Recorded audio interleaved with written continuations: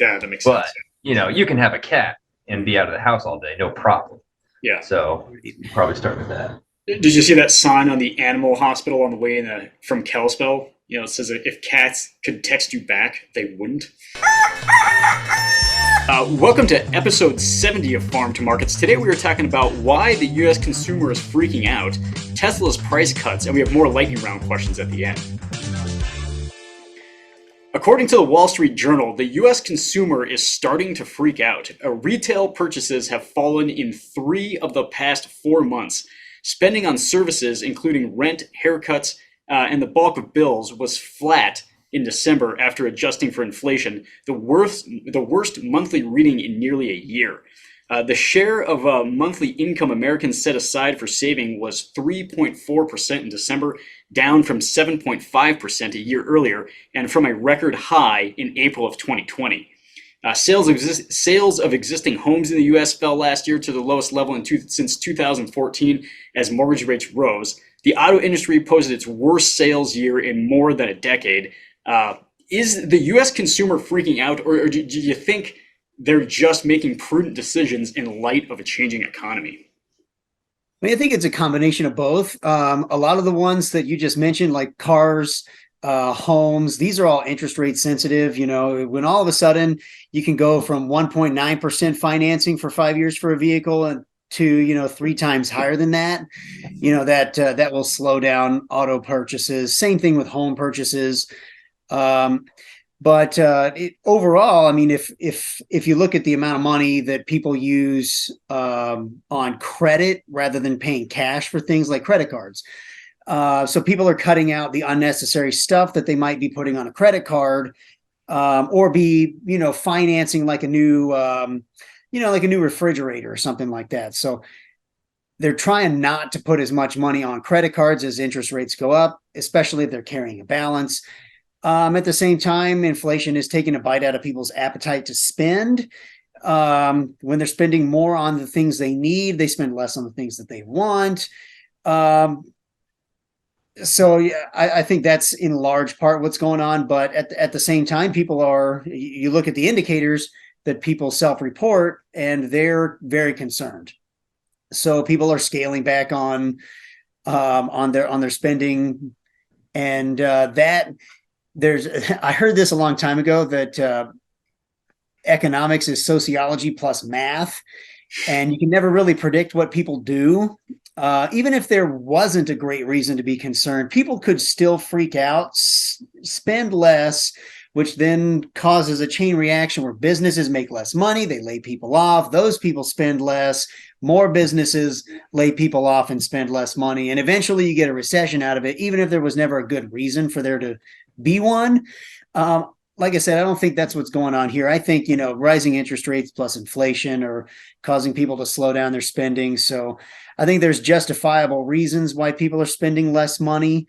I don't think necessarily there's cause for everybody to immediately start panicking and start preparing for the end or anything like that. But yeah, I think people are being rightfully more prudent with their money right now.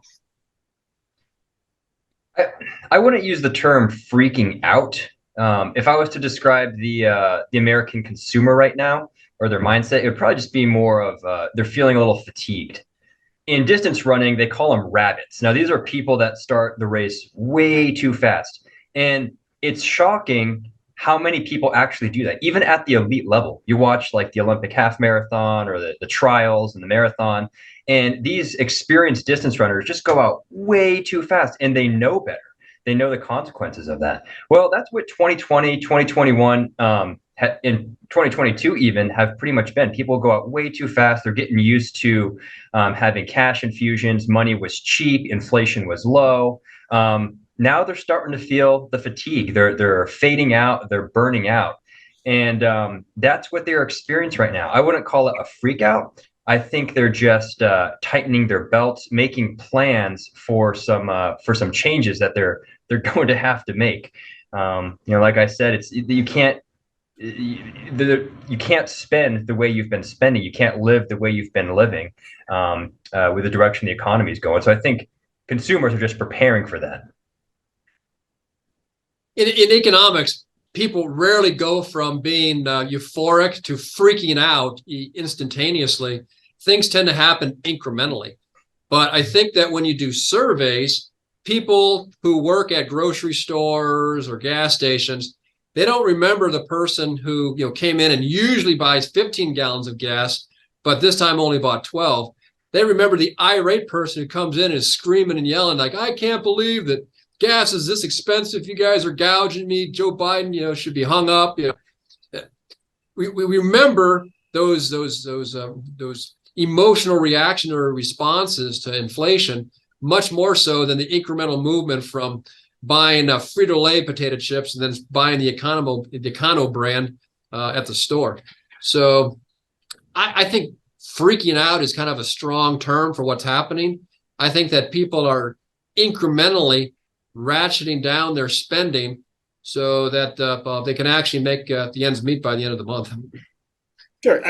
Freaking out makes for a good, front page Wall Street Journal article, and it did. I clicked on it several times, and I'm not surprised at all that savings rates have come down since April of 2020, because you're basically sending everybody, checks that, if they didn't, have a need for it right away, just went to their savings account.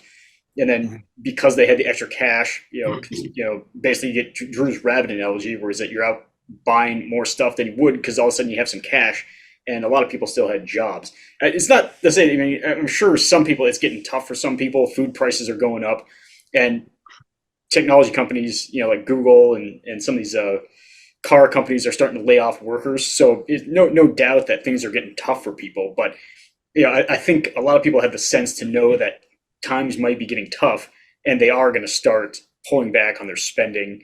One of the examples the article used was that people, tattoo parlors are getting cancellations. And I don't know if that's, I mean, it's, I guess it's an example. I don't know if it's the best example, because it's like, oh, I'm not going to get a tattoo because I'm tight on cash. But that essentially embodies what's happening, is that, instead of buying, like a brand new refrigerator with a TV screen on it, you just make do with the one that you have. And I think a lot of people are starting to do that in anticipation of things getting rough, or the fact that they might lose their job. So not at all surprising. Is people freaking out though? I agree with you guys. I don't think freaking out is the appropriate word. I like to imagine that the Federal Open Market Committee, all 12 members are sitting there looking at Miami Inc.'s appointments and saying, "Oh man, tattoos are going down. We're in a recession." Yeah, that probably got that up on their dashboard, looking at tattoo. Probably playing on the TV. I wonder if this article.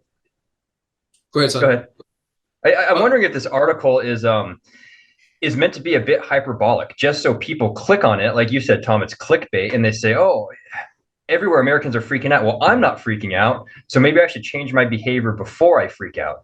Turns out nobody's freaking out. They're just trying to get ahead of the ball a little bit. Yeah.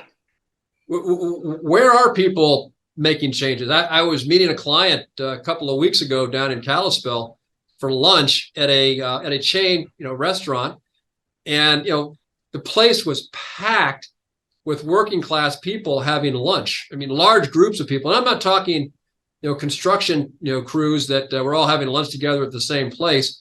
But even if they were, why are they spending $14 for lunch when they could be brown bagging, they're on the job site? Is that if there's a wait for a meal at a restaurant, that's a signal to me that people really aren't changing their behavior a whole lot. Yeah, you can freak out and still not change your behavior. Right. No, I would pay a decent amount of money to hang Jerome Powell's canceled tattoo art on my office wall. It's like, Jerome Powell's like, I want this on my forearm. And he's like, never mind. I can't do it. I got to cut back. Like, if you send me the blueprint of whatever you put there, I would hang that on my wall. Pay a pretty penny for it. I would tattoo that on my face. Yeah. Bingo. Okay. So Tesla. So Tesla's price cuts have drawn mixed reaction from investors and Wall Street analysts. So Tesla's cutting the price of their cars. Some people suggest that the move was made in response to waning demand. Others view it has that Tesla squeezing competitors by sacrificing some of its strong operating profit margins, which are larger than most car companies, while also lowering prices enough to qualify so they're going to lower. So sorry, I botched this up, but others view it as Tesla squeezing competitors by sacrificing some of their strong profit margins, and others think that that they're also doing it so that some of these Tesla cars qualify for the $7,500 tax credit. What do you think's going on? Well, I think kind of an all of the above is probably the correct answer, but the ones that I think are personally the most important reasons are competition and the tax credits. A lot of EV manufacturers in the United States are making vehicles specifically that qualify for these EV tax credits from the feds. And because of some of the prices on Tesla's vehicles, they don't qualify. Just a side note, I saw that the White House's official Twitter posted a photograph of President Biden sitting in an electrified Hummer, and the post was about the electric vehicle tax credits that you can get, but the EV is too expensive to qualify for the tax credits that he was sitting in, so it was kind of a weird post. Anyways, so I think that's probably one of the biggest reasons. The tax credits will just amplify the price cut. So if he cuts prices, say like 10 grand on a car to get it to qualify for an EV credit, the effect is it's a $17,500 price cut from in the consumer's mind anyways. So I think that's probably a really big reason. But the other one, like I mentioned, is EV manufacturers are ramping up EV manufacturing, and the prices are coming down, and the electric fleet in the US is growing. There's a push at the federal level and in a lot of states now to put electric chargers all over the place. So I think, a long time ago now, Tesla was pretty much the only game in town, but now they're not, and that's not going to change. So, I think they need to make sure that they're price competitive, and at the same time, it's an easy way to make their cars even more attractive to consumers by making them qualify for the tax credit. So I think those are the two big ones. I agree with Alex. I think that was well said. It's kind of a mix of all of the above. But Elon, he was kind of the first to the game, and certainly the first one to produce these electric vehicles mass scale. And I think he can just do it better for cheaper. His profit margins are wider too than his current competitors, so he's able to make these price cuts without being predatory or going after monopoly, something like that. It does kind of underscore the fact that you really can't do anything right if you have a name as big as Elon Musk. I mean, the last topic we talked about, consumers are freaking out. Inflation's high. We're going to a recession. Well, here's Elon cutting prices, making it affordable and qualifying for these government subsidies.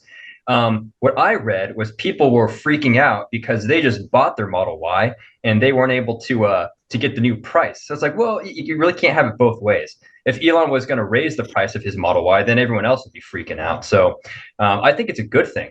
He's lowering the prices, increasing the competition. Other lower prices might follow from other competitors. So I think it's great. I think he's doing a good thing. It's a smart business move. I am convinced that people don't lower the price on anything unless they have to.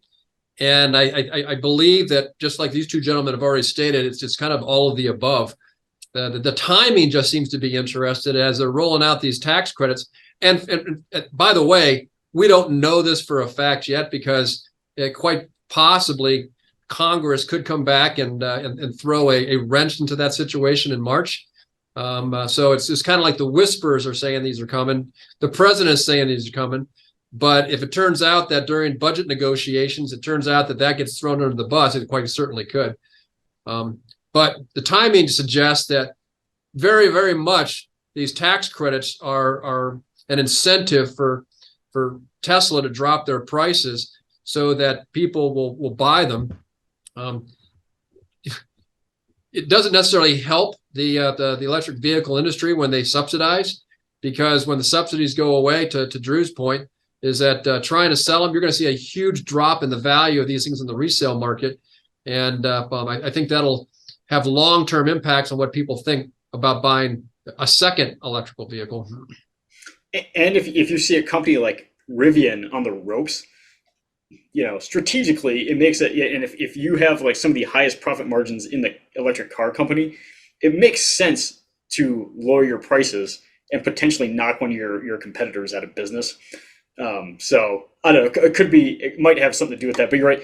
And then also it would definitely create demand if you started, pricing the cars in the range where they qualify for those credits, because whatever profits you give up from dropping the price, you're probably going to make up for in increased demand. So it seems like it makes sense. I did see my first Rivian in the wild yesterday on 93 going home, and they're pretty sharp looking cars. It was semi blizzard out, and it looked like one of those car commercials, where the snow's hitting on the side and it's got the headlights and everything, and it was all like shiny and new. It was pretty impressive, but they're a pretty penny, and the company just today said they're going to lay off like 10,000 workers or something like that. Yeah, I like the way their trucks look. I just wish they weren't a small fortune. Yeah. Yep. All right, let's move on to the lightning round. All right, so the typical checking account pays so little interest that more people are moving their day-to-day banking into their brokerage accounts to get a better return on their cash. Like checking accounts, they offer direct deposit, debit cards, bill payment, and paper checks. But brokerage accounts also offer money market funds and T-bills that are paying between 4.5%. Do you think investors should use their brokerage account as a new checking account? I mean, does that make? Do you think they should be able to do that? Personally, I don't have any issue with it. A lot of people, particularly younger people, increasingly just use online banks. There's a lot of banks, like if you do Discover Bank, for example, like Discover credit card, they don't have any branches anywhere.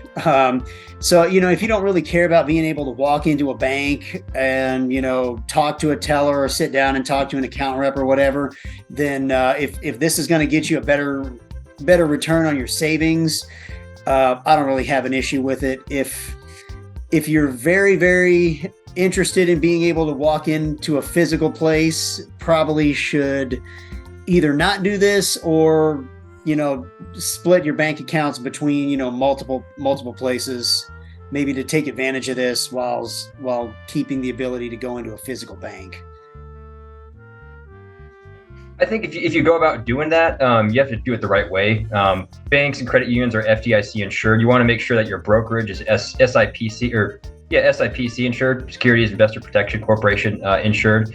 But you want to make sure you're doing it for the right reasons in terms of you're not just putting your money over there and you're going to invest it in Tesla. You're not going to be tempted to invest your emergency savings, things like that.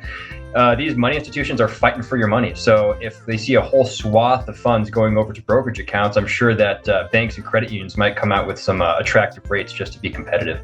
But overall, if you're shopping for higher yield, no big deal. Go to a place that has the best yield. I think our listeners need to understand that SIPC insurance is not going to protect your money if it's in a money market fund and that money market breaks the buck.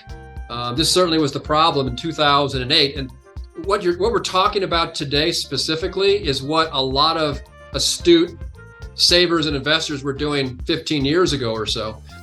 Things changed when, for the first time in history, money markets started breaking the buck. What I mean by that is that the share value of every money market fund was equal to $1. And what happened is a lot of these brokerage firms, in order to make the clients whole, they actually had to subsidize their money market funds during 2008 to keep them from being worth less than what people put into them. They are not risk-free. They certainly historically have done well. And yes, the last time this happened, brokerage firms came in and stood them up. But for the last 13 years or so, money markets have paid almost nothing because the federal regulations on money markets were so difficult. It was difficult to make money.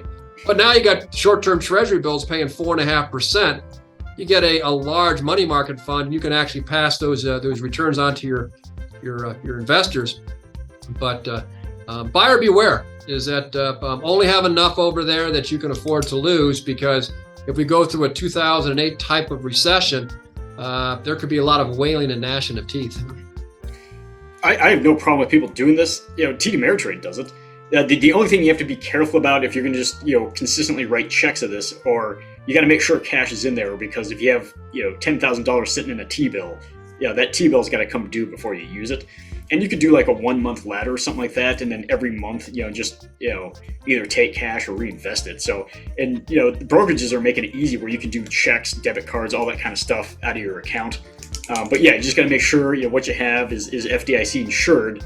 And the mutual funds, like Joe says, that you could, this was happening around 2008, and they could break the buck. But I have no problem if people want to do this. I mean, consumers are smart, and they they don't want to get like 0.01% or whatever it is, and if they can get 4 and just have a little bit of money sitting in cash, I mean, they can do it. I guess I don't see why you need to have checking on it. Just put your savings in the brokerage account and just keep your checking account where it is. I mean, you don't need to invest that. So.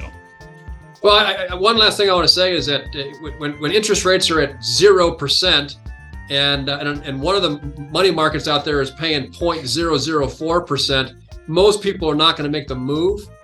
But if we start seeing money market accounts paying 4, somebody's going to figure out a way to get 5. And what will happen is that people will float to the one making 5 when everybody else is paying 4, and they think they're really smart by finding an extra 1% on their savings. But what they really could be doing is investing in a money market account that's really quite risky. So once again, is that do your due diligence. I would stick with money market funds that are in the ballpark. But if you start shopping and you find the one that's paying the very, very best in a recession, that's probably the one that's going to do the very, very worst. All right. So the next question is that prosecutors filed involuntary manslaughter charges Tuesday against Alec Baldwin in the fatal shooting of a cinematographer on the set of the movie Rust in New Mexico. The shooting occurred in October of 2021 on the set of the low-budget Western just outside of Santa Fe, I guess. During the preparation of the scene, Mr. Baldwin discharged a live round from a revolver, killing a 42-year-old cinematographer. How much responsibility do you think Alec Baldwin bears in this situation? I mean, this is a kind of a weird situation to me anyways, because, on the one hand, basic firearm safety is, assume it's loaded, don't point it at anything you're not willing to kill or destroy, all that stuff.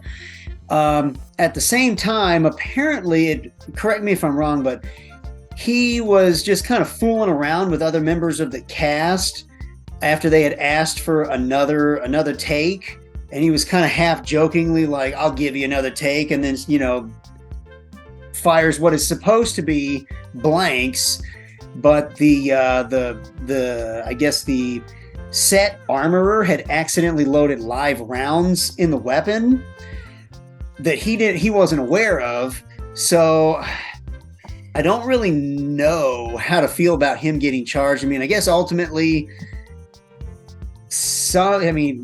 I think some kind of punishment. I don't know what kind of punishment they're pushing for involuntary manslaughter, but I don't know if like jail time would be justified. I think it's a difficult situation for me to even figure out what to charge. I can't land on this one way or the other either. Like, yeah, I agree with you. On one hand, if you're handling the firearm, that's your responsibility. But they're playing make believe. They're filming a movie where they're actually pointing guns, and in the script, you're supposed to pull the trigger and shoot them. Right. Now they did this in rehearsal so many times, so the fact that blanks found its way in. On one hand, I think Alec Baldwin should maybe inspect, or the actors, it's their responsibility to inspect all the blanks, that kind of thing. But at the end of the day, you do this for thousands of movies, you don't expect it. Now, it has happened in the past. Who was it? Bruce Lee's son? Didn't he die? Brandon Lee. He died from a fake prop gun. And then also the actor John Eric Hexum, he died from a prop gun. So these things have happened in the past. So I think if I was handling a prop gun, as an actor, I would certainly, going forward after these 3 incidents, make sure that those rounds were blanks, 100%. I run in social circles where people generally are not big fans of Alec Baldwin, but they know a difficult situation when they see it. And I think most of the folks that I've talked to about this, they think it was a little harsh to be charging him with involuntary manslaughter. I think most people, when they think about it, going, that could have been me. And I don't want to go to jail. And I think that what's going to happen is that Alec Baldwin, his fate kind of lies in his hands on how contrite he comes off in the court of world opinion. If he comes off entitled, I think that the jury's probably going to rule against him. But if he comes across as, hey, I'm setting up a foundation, I'm going to be giving money to the family, I can't tell you how much remorse I have. I think how he reacts to his fate is going to have an impact on what his outcome is going to be. My question is, why on earth would they even put a live round in a gun on a movie set in the first place? I mean, do they actually use like live rounds for what I heard? And again, correct me if I'm wrong later. Just put a big like wrong logo over my face or something.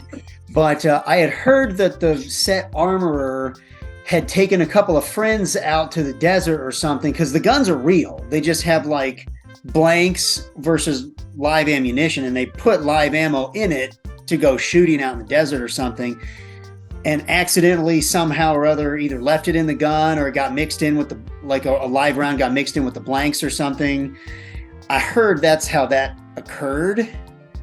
And so to me, if that's the case, I think ultimately the set armorer should be the one to get the harshest penalty, because to me it's like, what happens if this was part of a take and he pulls the trigger and shoots somebody in the face or something? Right. Or what if he like improvised during a take? Yeah. Like, would they still have charged him with involuntary manslaughter or something? I don't know. That's just what I've heard. He could have the blanks. They look exactly like they're still gunpowder. They still have a brass casing, but you can tell there's no bullet in the tip. It's just this little snub, and you can actually die. That's what happened to John Eric Hexum. He died just from the impact of the gunpowder coming out because he put it to his head as a joke. As an actor, if you're handling a real firearm, this is a real revolver. You can put live rounds in it, obviously. Take the rounds out, inspect them before you pull that trigger. That's just basic gun safety. I think it should apply to the set of a movie as well. Yeah, I don't know. It's pretty difficult. You're right. The armor, I think, would bear the majority of this, especially if you've been handed the gun like 15 times and they've all been blanks, and this time you don't check it. They just happen to be live rounds. I don't know. That's an unfortunate. It'll be interesting what happens going forward, though. If you're an actor that's required to pull the trigger of a gun at somebody, be kind of daunting. Now you're. Is there a bullet in there? All right. Let's go to the last question. Is that grocery shoppers are frustrated by the price of a dozen eggs, are increasingly choosing to go straight to the source by bringing chickens home, raising their own chickens, and thus basically having your own eggs. Do you think the savings are worth having chickens? And do you think there is actually savings? From everything I looked up about this, there doesn't. I mean, I guess it really depends. If you're buying like the kind of eggs that are like $8 a dozen, like extremely fancy eggs, I mean, you might be able to save some money. But just looking up the price of a dozen and a half eggs at Walmart, just the basic eggs, it's like $2.40. So if that's what your family's going through in a week, just looking at like chicken feed prices plus the time and effort it's going to take to go into getting the eggs and everything else, I couldn't find a way to make it cheaper than $2.40 for 18 eggs. That being said, it doesn't look like it's ridiculously expensive either. So, if you have the time and are willing to put in the effort and don't want to worry about what eggs cost at the store, go for it. if I didn't live next to someone who raised chickens and graciously gave me eggs from time to time, I would probably have chickens myself. It sounds like fun. In fact, I was talking to my wife Kayla. Maybe we'll just get a coop of our own, just for fun. But if not, I would probably just stop eating eggs. I think people forget to realize that they don't have to eat eggs. Stop buying them. I've been raising chickens for several years now, and for our listeners, if you're thinking about buying chickens for the purpose of producing less expensive eggs, the only reason you should be buying chickens is because you like pet chickens. And then a side benefit is you actually get eggs from them, because chickens, you have to check them like twice a day. That means you check them before you go to work, and it means you check them before you go to bed at night. And you have to do that every day. If you're sick, you still have to check the chickens. If you want to go on vacation, you have to have a nice neighbor like Drew to come and take care of your chickens when it's 30 below zero outside. So think seriously about this, because it takes 24 weeks to go from a chick to an egg-laying hen. That's 24 weeks. That's like 6 months before they're going to start laying anyway. By then, eggs will be back to 80 cents a dozen. Yeah, no, I would say just stop eating eggs, because, I mean, if you go through a lot of eggs like every month, then maybe it's worth it. But I don't know, to go muck out the chicken coop and like check them and fix their water dish every time it cracks in the winter, it's not worth it. I would just either pay the extra money or just stop eating eggs. Absolutely. So that's my advice. All right, that's it. That's it for episode 70 of Farming Markets. We'll see you again next week.